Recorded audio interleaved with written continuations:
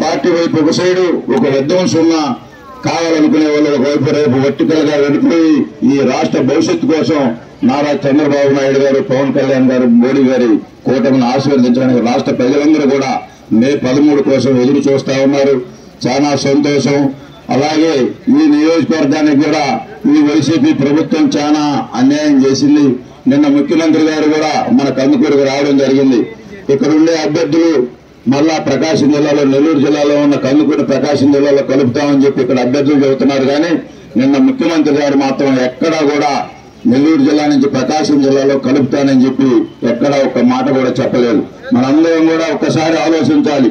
ఈ నియోజకవర్గ అవసరం వాళ్ళకి ఓట్లే కావాలి, కానీ ఈ నియోజకవర్గ అభివృద్ధి కానీ ఈ నియోజకవర్గానికి జరిగిన నష్టాన్ని కానీ పూర్తి ఆలోచనలో వాళ్ళు లేరు. మీరందరూ కూడా మంచి మనసుతో రేపు ఈ ఉమ్మడి కూటమిని ఆశీర్వదిస్తారని చెప్పి ఎమ్మెల్యే అభ్యర్థిగా నన్ను, అలాగే ఎంపీ అభ్యర్థిగా వేమిరెడ్డి ప్రభాకర్ రెడ్డి గారిని ఆశీర్వదించాలని కోరుకుంటూ ఈ రోజు దారం మాలాజీ సోదరుడు ఈ ఉమ్మడి కూటమి తెలుగుదేశం పార్టీ అభ్యర్థికి మా అందరికీ కూడా సపోర్ట్ చేయడానికి, మాకు కలిసి ప్రయాణం చేయడానికి ఈ రోజు తెలుగుదేశం పార్టీ, జనసేన, బీజేపీ కూటమికి సపోర్ట్ చేస్తున్నందుకు హృదయపూర్వకంగా స్వాగతం పలుకుతూ తప్పనిసరిగా ఈ రోజు నుంచి మనందరం కూడా ఒక కుటుంబ సభ్యులుగా సోదర భావంతో ఈ నియోజకవర్గ అభివృద్ధిలో, అలాగే ఈ కందుకూరు అభివృద్ధిలో మనందరం కూడా ఒక కుటుంబ సభ్యులుగా కలిసిమెలిసి ఒక స్నేహపూరిత వాతావరణంలో ఈ నియోజకవర్గ అభివృద్ధిలో అందరం కూడా కలిసిమెలిసి పనిచేసి తప్పనిసరిగా సోదరుని ఈ రోజు నుంచి మా కుటుంబ సభ్యుడిగా, మా సొంత సోదరుడిగా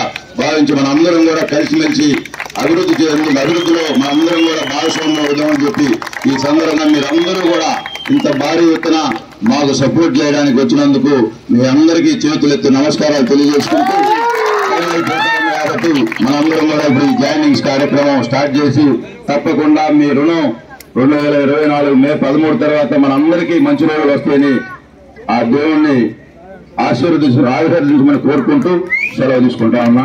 జై తెలుగుదేశం, జై జనసేన, జై